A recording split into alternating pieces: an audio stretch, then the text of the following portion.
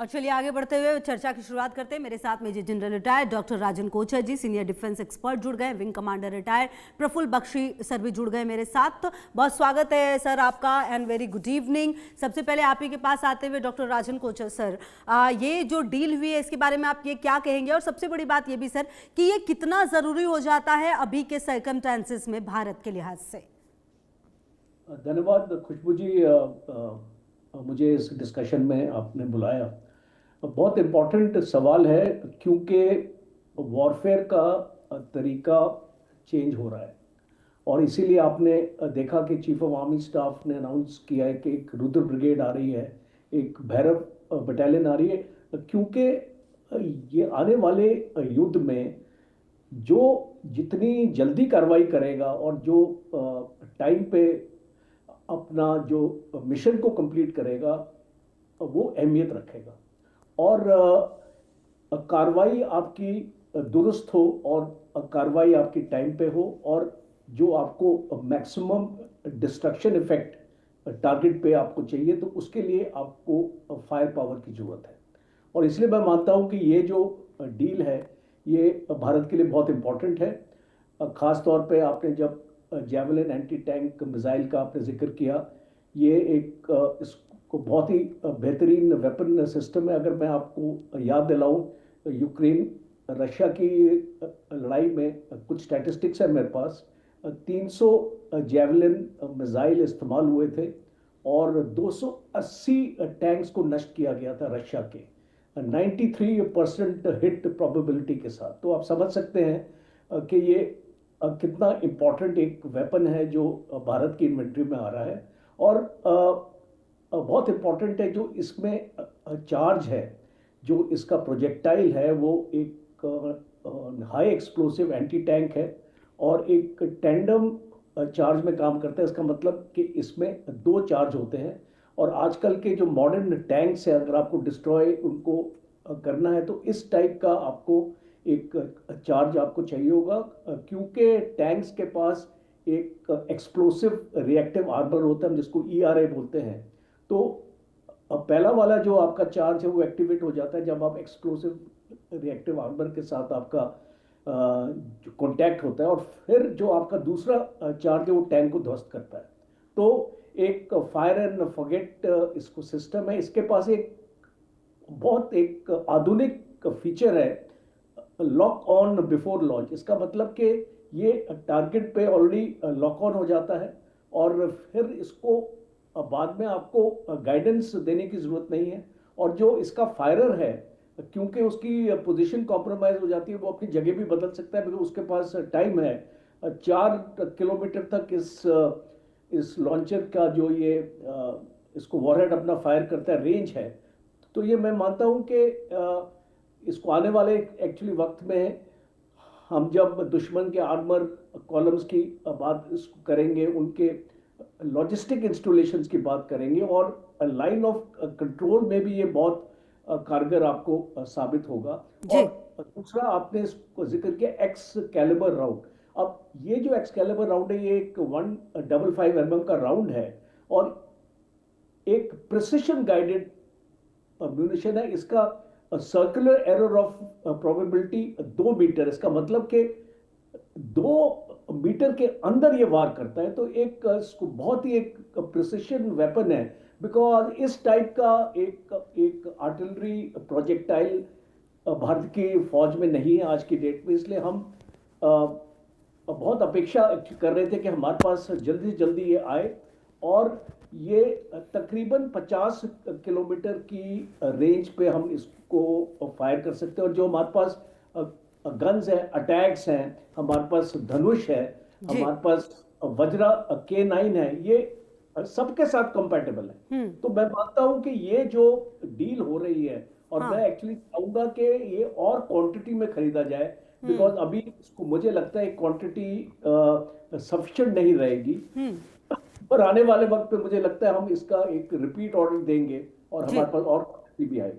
ठीक है सर, आती हूँ आपके पास। अच्छा प्रफुल्ल बख्शी सर, देखिए ये जो डील हो रही है ये कितनी ज़्यादा ज़रूरी है, और दूसरी बात ये भी जो बात राजन कोचर सर कह रहे हैं, क्या ये जो अभी अमाउंट है वो कम है, मतलब इसको और बढ़ाने की ज़रूरत है? और अभी के सर जो पिछले कुछ समय में अगर दुनिया में हम युद्ध देख रहे हैं, उसको देखते हुए ये कितना ज़्यादा ज़रूरी हो जाता है कि भारत इस तरह की डील करे और अपने आप को मजबूत बनाए?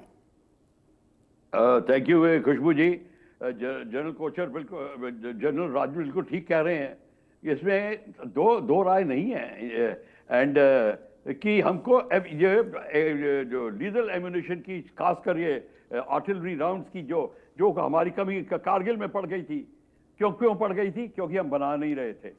अब ये जो हमने डील साइन कर रहे हैं, क्या इसके अंदर मैन्युफैक्चरिंग इन इंडिया का प्रावधान है?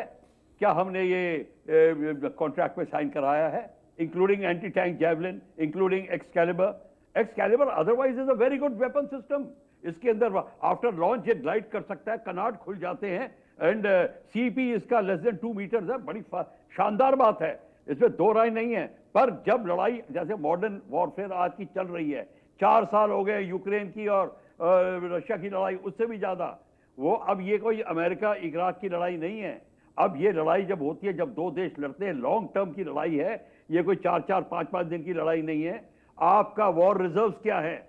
अभी तो आजकल हम लोग, हमारे सीनियर आर्मी कमांडर्स ने बोलना बंद कर दिया है। आज से 3-4 साल पहले जब आर्मी चीफ्स बोलते थे तो बताते थे कि कितने हफ्तों का वॉर रिजर्व है आपके पास।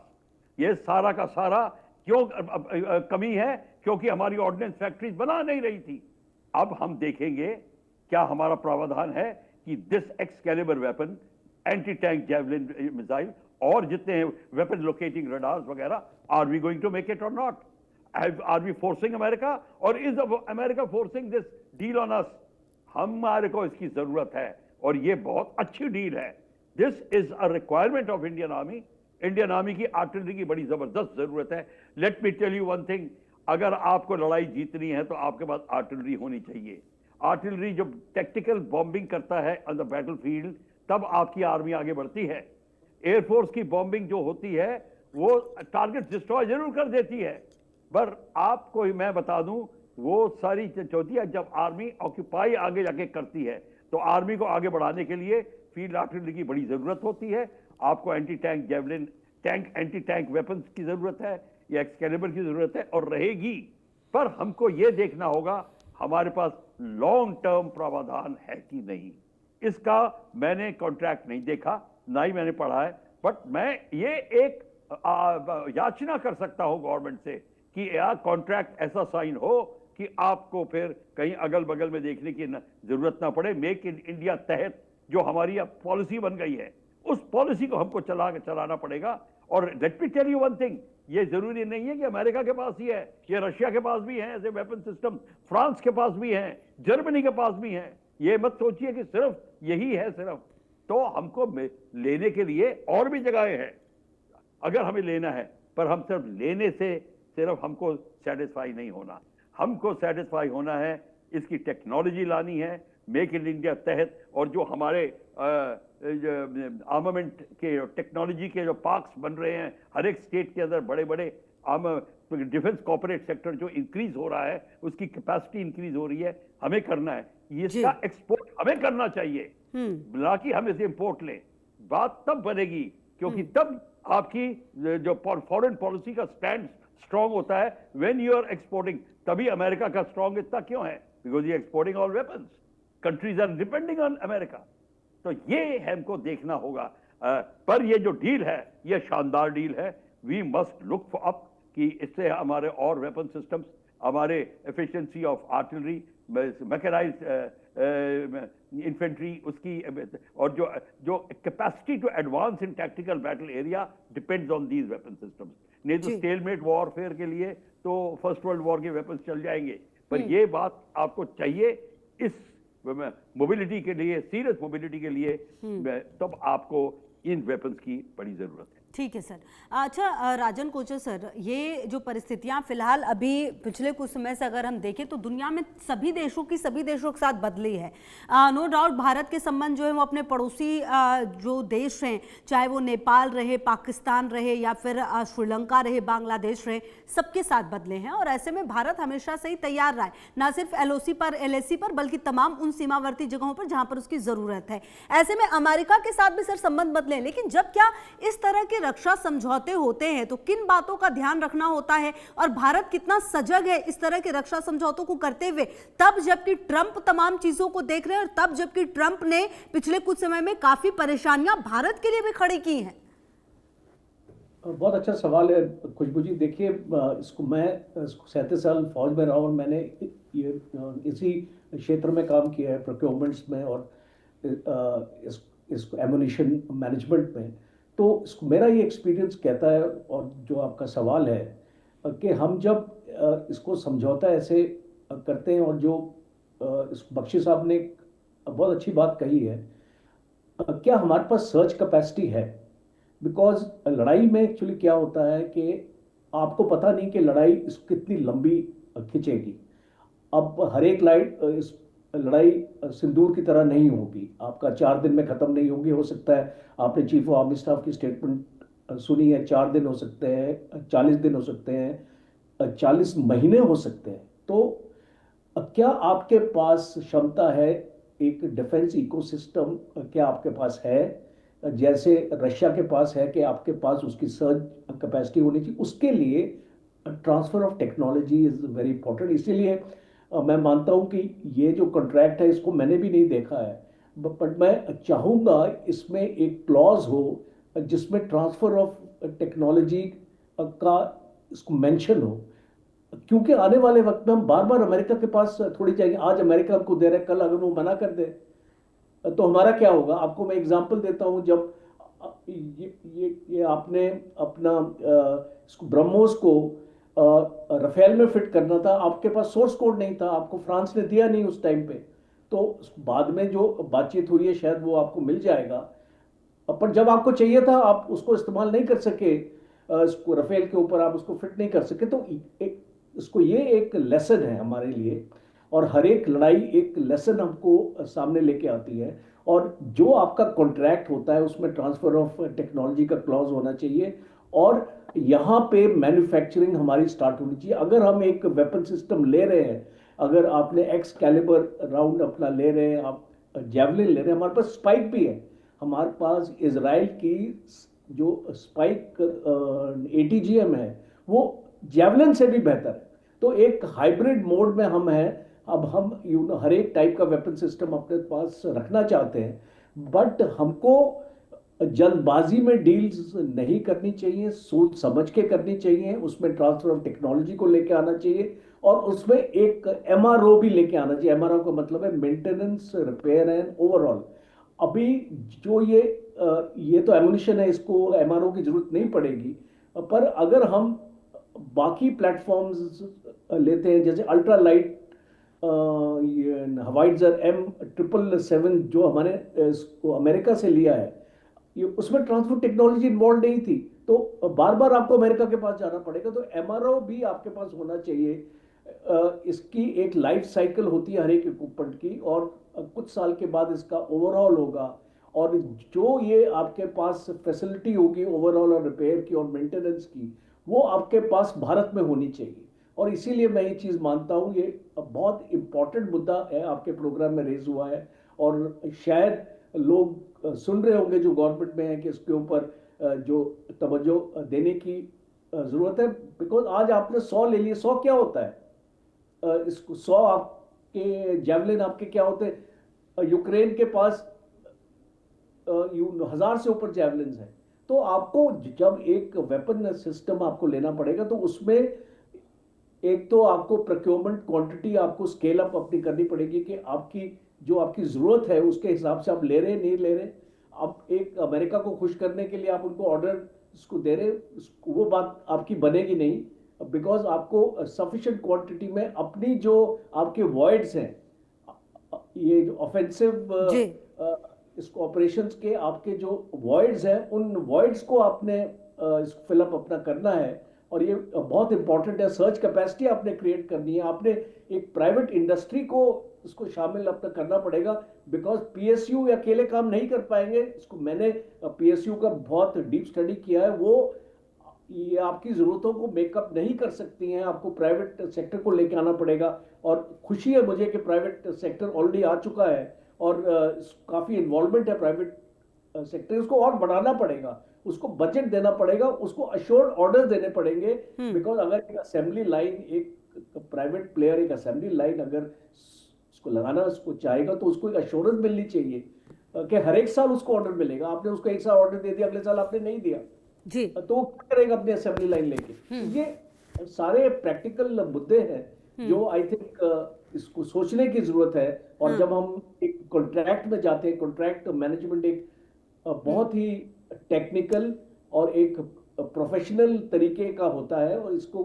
एक आम आदमी नहीं हैंडल कर सकता है। ठीक है तो सर। उसमें आपको ट्रेनिंग की भी जरूरत है, हमारे ऑफिसर्स को कॉन्ट्रैक्ट मैनेजमेंट बिल्कुल सब कुछ मतलब प्रॉपर हो तभी काम चलेगा, सिर्फ डीलिंग से नहीं होगा, ये बात भी आप कह रहे हैं बिल्कुल सही। आते हैं सर आपके पास प्रफुल्ल बख्शी सर, आजकल के जो सर्कमस्टांसेस चल रहे हैं, जिस तरह से पिछले कुछ समय से आप देखिए ना, एक युद्ध कितना लंबा चल रहा है, चाहे हम रशिया यूक्रेन की बात करें या फिर इजराइल की हमास, जो ये तमाम हूती जंग चल रहा है, मतलब एक जंग समाप्त नहीं होता दूसरा शुरू हो जाता है और ये बिल्कुल कंटिन्यूअसली चलता है। इसमें हमने कई बदलाव देखे, हमने देखा है कि ड्रोन की उपयोगिता किस तरीके से हो सकती है, किस तरीके से अमेरिका की मदद सामने आई है। मतलब ये सारे सर्कमस्टांसेस सर ये बताने के लिए काफी हैं कि भारत को भी हर परिस्थितियों के अनुसार तैयार रहना होगा, क्योंकि पड़ोस में पाकिस्तान है, पड़ोस में चीन है, जिसकी जिस तरह की नीतियां रही हैं, जिस तरह से वो जमीनों को हड़पता है, तो ये तमाम चीजें जो है वो भारत के भी दिमाग में है और भारत भी ये सब कुछ सोचकर ही इस तमाम डीलों की तरफ आगे बढ़ रहा है।